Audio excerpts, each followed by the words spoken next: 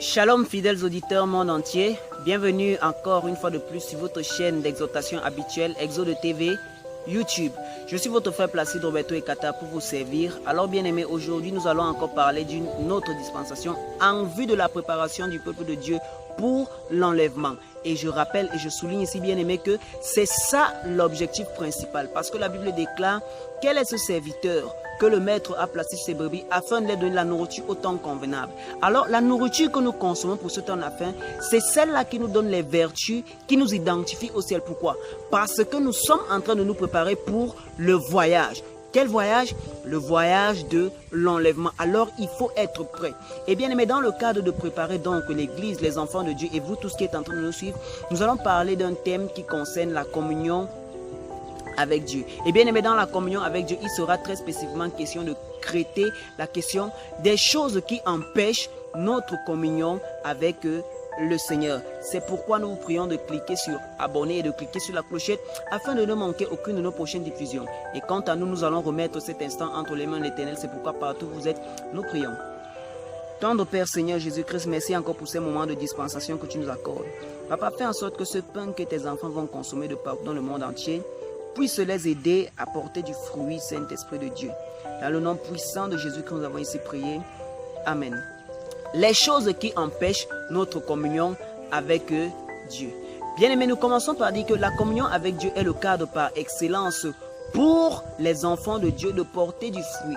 Le fruit qui nous identifie à Dieu. Et la Bible a souvent l'habitude d'appeler cela le fruit de l'esprit. Et donc, la communion avec Dieu est ce cadre-là où le chrétien, l'enfant de Dieu peut porter les fruits qui permettent de l'identifier à Dieu. C'est pourquoi la Bible a dit que vous les reconnaîtrez à leurs fruits. Un pécheur bien-aimé, on le reconnaît parce qu'il produit du péché. Un manguier, on reconnaît un manguier parce qu'il est en train de produire des mangues. Bien-aimé, un fornicateur, on reconnaît un fornicateur parce qu'il produit la fornication.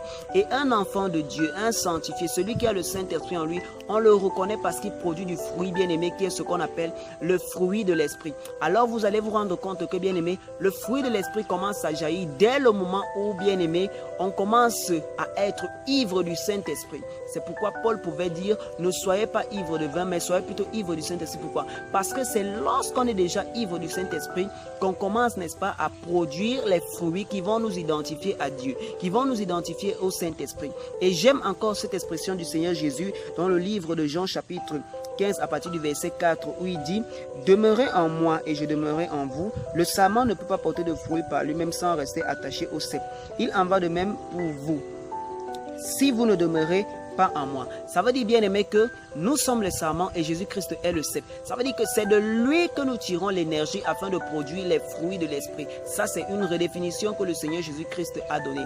Alors chers chrétiens, ne cherchez plus de long en large. La meilleure manière de produire la sanctification sans laquelle personne ne verra Dieu. La meilleure manière de produire des œuvres qui nous identifient à Dieu, c'est de rester en communion. Mais la plupart du temps, si les chrétiens négligent ce qu'on appelle la communion avec Dieu, c'est parce qu'ils ne connaissent pas des vertus qui se dégagent de cela. Et c'est pourquoi beaucoup de personnes veulent encore rentrer dans ce système de la loi qui consiste à produire les œuvres par eux-mêmes. Ce système des œuvres, au lieu, n'est-ce pas, de laisser le Saint-Esprit œuvrer en eux pendant qu'ils sont connectés au cep afin de produire des fruits. Alors vous l'aurez compris bien aimé, la meilleure manière d'abandonner la fornication, les péchés et etc.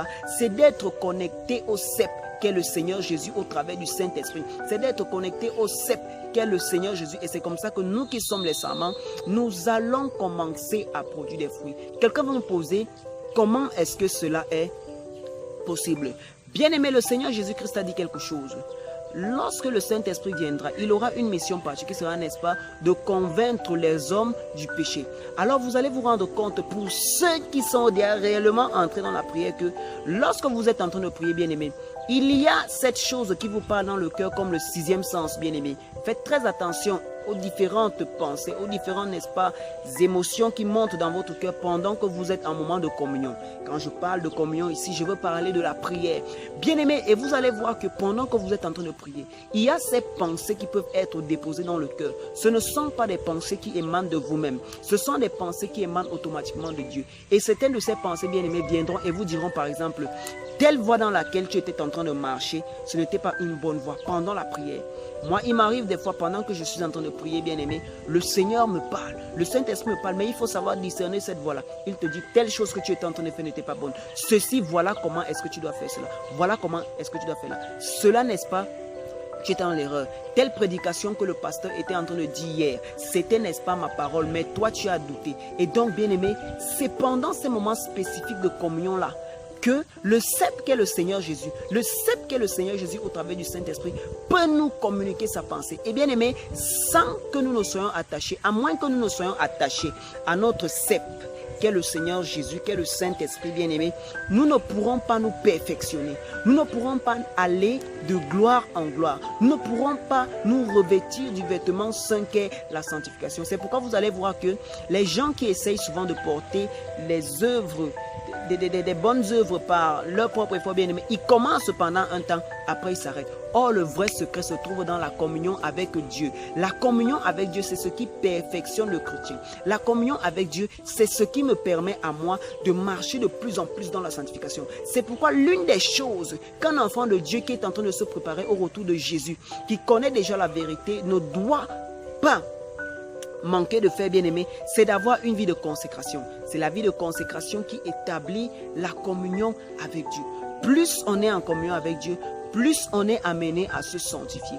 Plus on est en communion avec Dieu, plus, bien-aimé, on est enraciné dans ce qu'on est en train de faire, bien-aimé. Tout ça se passe dans le spirituel.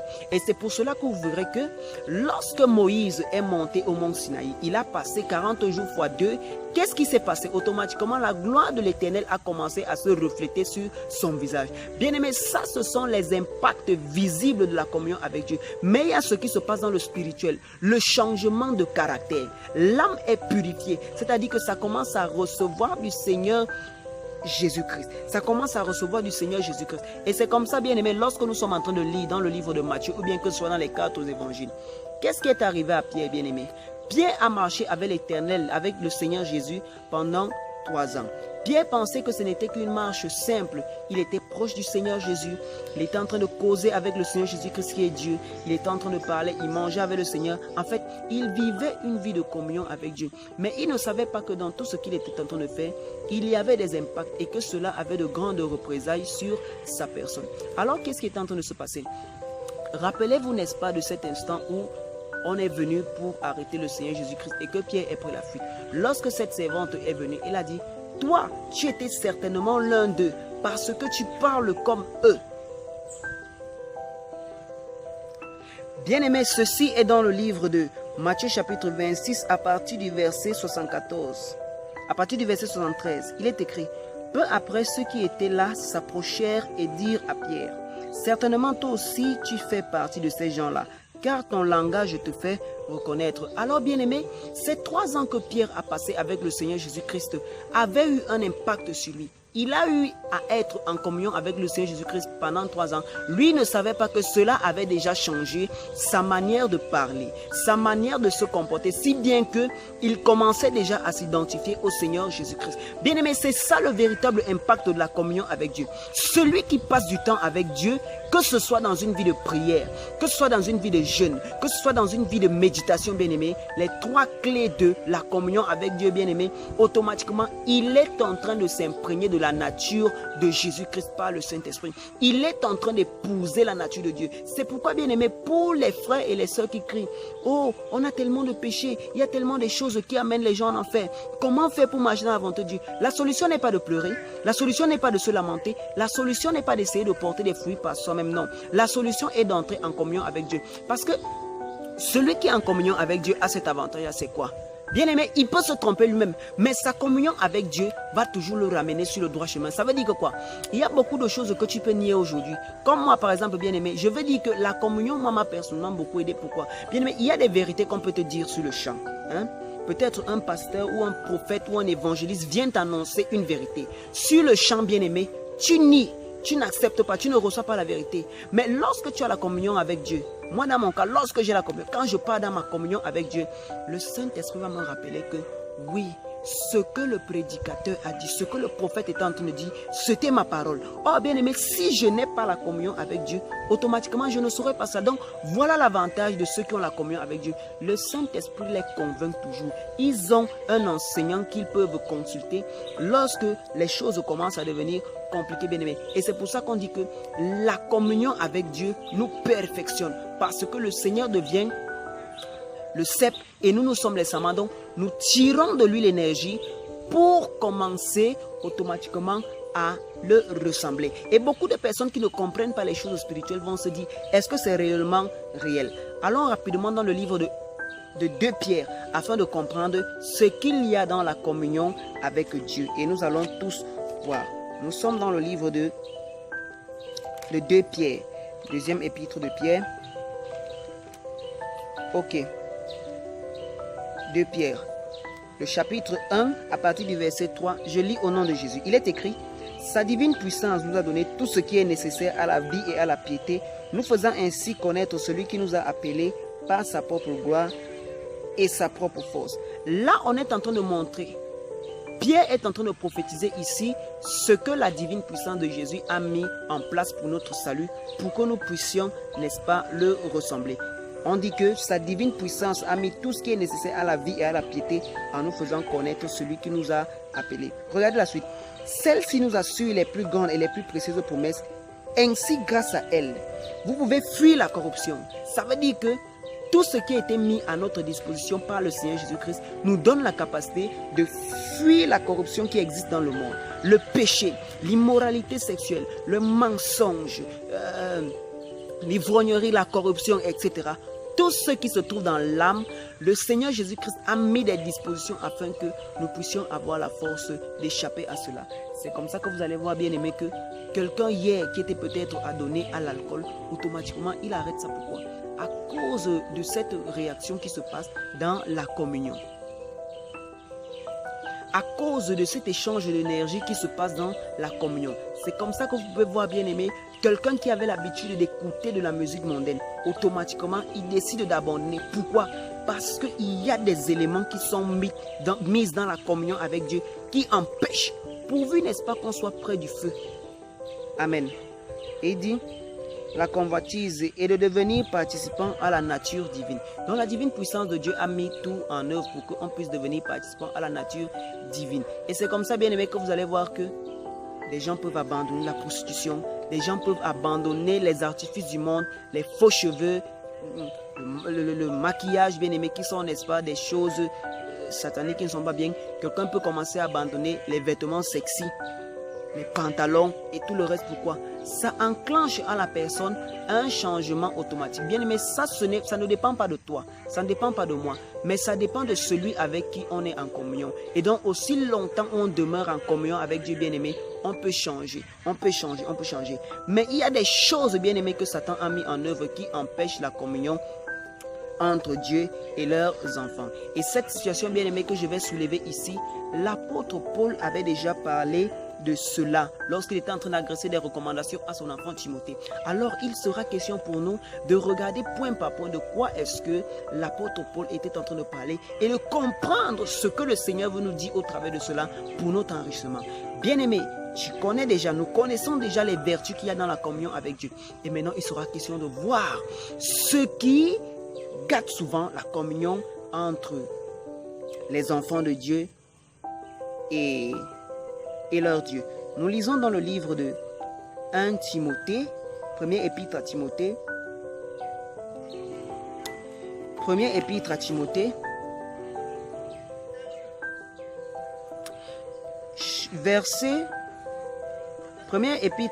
chapitre 1, à partir du verset 3 jusqu'au verset 6. Je lis au nom de Jésus. À mon départ pour la Macédoine, j'étais encouragé à rester à Éphèse pour donner des instructions à certaines personnes, de ne pas enseigner d'autres doctrines et de ne pas s'attacher à des fables et des généalogies sans fin qui produisent des controverses au lieu de servir le projet de Dieu qui s'accomplit dans la foi. Verset 5. Le but de ces instructions, c'est un amour qui provient d'un cœur pur et d'une bonne conscience et d'une foi sincère. Alors, attention, monde entier, Paul va donner des recommandations à Timothée. Et il va spécifier le but pour lequel il est en train de donner cette recommandation. Et entre autres, qu'est-ce qu'il va dire? Il va dire, le but de cette recommandation, c'est pour que, je cite la dernière phrase, c'est pour que tu puisses avoir une foi sincère. Bien-aimé, une foi sincère en qui? Une foi sincère en le Seigneur Jésus-Christ. Parce que les hommes de communion, ce sont des hommes qui réussissent à avoir la foi. Or, bien-aimé, lorsque nous sommes en train de lire le verset 4, l'apôtre Paul va souligner des choses qui empêchent à la communion d'être en place. Amen. Et c'est pourquoi dans le verset 4, il va dire, et de ne pas s'attacher à des fables et à des généalogies sans fin qui produisent des controverses au lieu de servir le projet de Dieu. L'apôtre Paul va commencer à parler des généalogies sans fin qui produisent des controverses au lieu de contribuer à l'œuvre de Dieu. Alors bien aimé, l'une des choses qui gâte souvent la communion des enfants de Dieu, c'est quoi? C'est le fait de venir fourrer leur nez, bien aimé, dans des généalogies sans fin qui produisent des discussions que de contribuer à l'œuvre de Dieu. Là, nous sommes en train de parler de quoi? Des discussions vaines, des discussions inutiles, bien aimés. Il y a des chrétiens bien-aimés qui commencent à s'engager dans des discussions qui vont produire, bien-aimés, des débats, que de les rapprocher de Christ, bien-aimé. Qui vont, n'est-ce pas, commencer à s'engager dans une œuvre qui n'est pas de l'évangile, qui les empêche même de grandir en Christ. Et c'est comme ça que, bien-aimé, que vous allez voir que des chrétiens des débats, des chrétiens bien-aimés qui aiment faire des disputes, qui aiment, bien-aimés, faire des querelles inutiles, qui n'ont pas le but, qui n'ont pas un but visible. Ce sont les chrétiens bien-aimés qui sont faibles en matière de relations et d'intimité avec Dieu. Bien-aimés, ils croient bien faire, mais cela ne favorise pas leur intimité avec Dieu. Attention, je ne suis pas en train de dire qu'il ne faut pas dénoncer les mauvaises pratiques, mais ce n'est pas un moyen d'édification. C'est pourquoi toi, jeune chrétien, il n'est pas bon de t'édifier, bien-aimé, de disputes. Il y a des chrétiens bien-aimés qui, je peux dire, qui se sentent en communion avec Dieu lorsque le sujet porte seulement sur une dispute, lorsque le sujet, n'est-ce pas, porte seulement sur une discussion, lorsque le sujet porte seulement sur des choses qui ne peuvent pas édifier. Automatiquement, bien aimé, là, c'est un piège qui tue l'intimité. À cet instant, qu'est-ce qu'on devient? On devient, n'est-ce pas, un chrétien des disputes, un chrétien des débats, mais faible en intimité, bien aimé. C'est dans l'intimité avec Dieu, c'est dans la communion avec Dieu, telle que nous l'avons définie à l'entame de l'émission, que nous trouvons les dons spirituels, que nous trouvons la sanctification. Bien aimé, mais à côté de l'intimité avec Dieu, bien aimé, se cachent souvent les discussions folles qui vous empêchent de grandir dans l'intimité avec Dieu. C'est comme ça que vous allez voir, bien aimé, des personnes qui tendent leurs oreilles à écouter des discussions folles, des choses qui ne peuvent pas édifier leur foi, des choses que au sortir de cela, ils ne peuvent pas dire non, j'ai gagné en plus en ceci en écoutant cela. Ceci m'a permis de grandir en ceci. Lorsque j'ai écouté cette dispensation, ça m'a permis de rehausser ma sanctification à tel niveau. Bien aimé, on appelle ça des discussions folles. Celui qui prête, n'est-ce pas, son oreille aux discussions folles, bien aimé, ne pourra gagner que de la folie. C'est pourquoi faites très attention à ce que nous sommes en train de suivre. Faites très attention, bien aimé, à ce que nous sommes en train d'écouter. Pourquoi? Parce que ça peut grandement avoir de l'influence sur nous. Et c'est comme ça, bien aimé, lorsque on manque de communion avec Dieu, lorsqu'on n'a pas les bons nutriments qui peuvent vraiment faire en sorte qu'on croise dans la communion avec Dieu, vous allez voir, ce genre de personnes sont des personnes qui sont chétives, qui manquent de foi en Dieu, qui manquent de foi en Dieu. Ils n'ont pas confiance plus, ils n'ont pas confiance plus en Dieu. Pourquoi? Parce qu'ils n'ont pas eu le temps de développer cette relation-là avec Dieu, bien-aimé. Ils se sont juste empressés dans des discussions folles, des débats fous, des débats, n'est-ce pas, qui passent aussi le temps à troubler leur foi, bien-aimé. Parce qu'il faut faire très attention lorsqu'on entre déjà dans les thèmes des discussions. Si vous n'avez pas une foi forte, bien-aimé, le débat et les discussions peuvent déstabiliser votre foi, si bien que vous n'aurez plus foi en rien. C'est pourquoi il faut faire très attention et savoir comment on fait. On ne prend pas à toutes ces choses-là. Et si le Seigneur ne vous a pas donné la conviction de vous engager, bien-aimé, dans une dénonciation ou bien dans quelque chose que ce soit, bien-aimé, mieux vaut rester dans la communion avec Dieu. Pourquoi? Parce que dans la communion avec Dieu, le Seigneur vous corrigera. Ne perdez pas votre communion avec Dieu, bien-aimé, parce que vous voulez entrer dans des débats. Ce sont des choses qui arrivent très souvent. Vous allez voir quelqu'un, il prend plus de temps, bien-aimé, dans des discussions folles, dans des généalogies interminables sans fin, bien-aimé. Automatiquement, cela n'édifie pas. C'est pourquoi l'apôtre Paul dira, il dit, À mon départ pour la Macédoine, je t'ai encouragé à rester à Éphèse pour donner des instructions à certaines personnes de ne pas enseigner d'autres doctrines et de ne pas s'attacher à des fables, des généalogies sans fin qui produisent des controverses au lieu de servir le projet de Dieu qui s'accomplit dans la foi. C'est pourquoi, bien-aimé, la communion avec Dieu te permet, n'est-ce pas, que lorsque tu as entendu une information, tu rentres dans ta communion, tu filtres l'information afin de savoir si elle vient de Dieu. Mais de ne pas être un chrétien des discussions folles. Pourquoi? Parce que cela vous vide spirituellement. Ça ne vous permet pas d'être proche du Saint-Esprit, de développer une assurance vis-à-vis du Saint-Esprit. C'est pourquoi, au bout de 5 ans, lorsqu'on place peut-être 2 chrétiens, on essaye de les placer dans un test au bout peut-être de 5 ans. Vous allez voir que celui qui a passé son temps à développer son intimité avec Dieu, prière, jeûne, méditation, prière intense, jeûne, méditation de la parole de Dieu, qui vit dans cette discipline-là, au bout de 5 ans, bien-aimé, il est plus apte à être à l'écoute de Dieu. Il est plus rempli spirituellement et il peut développer des dons spirituels que celui qui a passé son temps à faire des discussions folles, je ne sais pas, chercher toujours des querelles, des choses non édifiantes. Alors, bien-aimé, l'autre seconde chose qui empêche encore, bien-aimé, la communion avec Dieu, qui détruit beaucoup la communion avec Dieu des chrétiens bien-aimés, c'est de prêter l'oreille à toutes les voix qui parlent autour de nous. C'est pourquoi nous allons voir cette recommandation qui nous est donnée dans le livre de 1 Jean chapitre 4 à partir du verset 1. Il est écrit: bien-aimés, ne vous fiez pas à tout esprit, mais mettez les esprits à l'épreuve pour savoir s'ils sont de Dieu, car plusieurs prétendus prophètes sont venus dans le monde. Bien-aimés, l'une des choses qui déstabilise souvent la communion avec Dieu, c'est cette qualité de chrétiens bien-aimés qui sont à l'écoute de toutes voix qui peuvent se manifester autour d'eux. C'est-à-dire qu'ils n'ont pas une chose fixe qu'ils écoutent. Ils sont toujours en train de chercher à écouter toutes choses, toutes sortes de prédications qui sont en train de marcher, bien-aimés. À un premier temps, cela peut paraître bon. Vous allez dire, je vais m'édifier de plusieurs prédications, bien-aimés. Mais j'aimerais vous dire, bien-aimés, que le fait d'écouter plusieurs voix va vous faire en sorte que vous ratiez la voix de Dieu. À force de vouloir entendre toutes les voix qui sont en train de parler autour de nous, bien-aimés, on va manquer lorsque la voix de Dieu va parler. Et c'est comme ça que vous allez voir, bien-aimés, ce genre de personnes, ce sont toujours des personnes qui commencent à s'attacher aux hommes plutôt qu'à Dieu. Or, il serait mieux pour vous et moi, n'est-ce pas, qui voulons entrer en communion avec le Père bien-aimé, de limiter le nombre de voix qu'on écoute. Je vais vous raconter un petit témoignage que moi j'ai vécu dans le ministère. Comment est-ce que j'ai vu le ministère d'un bien-aimé se détruire à cause du fait d'écouter toutes les voix qui se lèvent autour de soi. Bien-aimé, regardez ce qui s'était passé. Un jour, l'Éternel m'a fait grâce de prêcher chez un bien-aimé dont je vais cacher le nom, mais c'est juste pour l'édification. Amen. Et bien-aimé, cet homme de Dieu avait l'habitude d'écouter toutes les prophéties qui pouvaient venir à son endroit.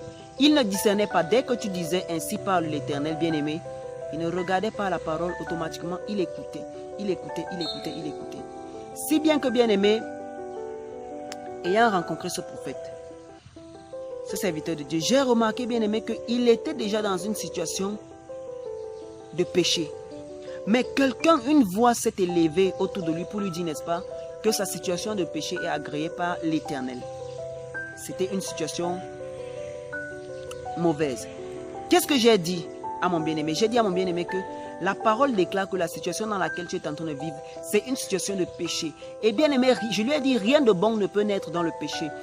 Ce péché pourra donner accès à l'ennemi d'entrer dans ton ministère et d'abasourdir totalement ton ministère.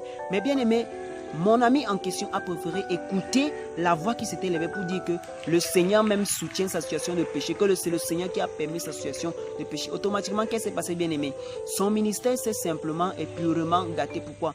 Parce que il a préféré faire confiance à toutes les voix qui étaient en train de suivre, qui étaient en train de tourner autour d'eux. Et c'est comme ça que vous allez voir, bien-aimé, il y a des chrétiens qui ne veulent pas rester dans un endroit, écouter une parole. Ils ont 1000 à 7000 prédicateurs bien-aimés, ce qui fait en sorte qu'ils commencent à recevoir différentes informations, et les informations qui sont fausses et les informations qui sont vraies. Des chrétiens qui ont peut-être 1000 pères dans la foi, des chrétiens qui ont peut-être 500 pères dans la foi qu'ils écoutent en même temps. Attention, bien-aimés, cela est en train d'empêcher votre communion. Il est bon d'avoir des pères dans la foi, mais il est mieux, bien-aimé, d'avoir une communion avec le Père, bien-aimé. C'est pourquoi évitez, attention à toutes les voix qui sont en train de tourner. pour votre santé spirituelle, pour votre croissance, pour le bon état de votre communion avec Christ, il est bon de limiter le nombre de voix, bien-aimés, que vous écoutez. Les chrétiens qui ont l'habitude d'avoir 100 paix dans la foi, il écoute une information ici, il écoute l'autre information là-bas, il écoute tel message, bien-aimé. Ça ne vous aide pas vraiment de faire cela, bien-aimé. Et rappelez-vous encore de... Comment est-ce que je peux l'appeler?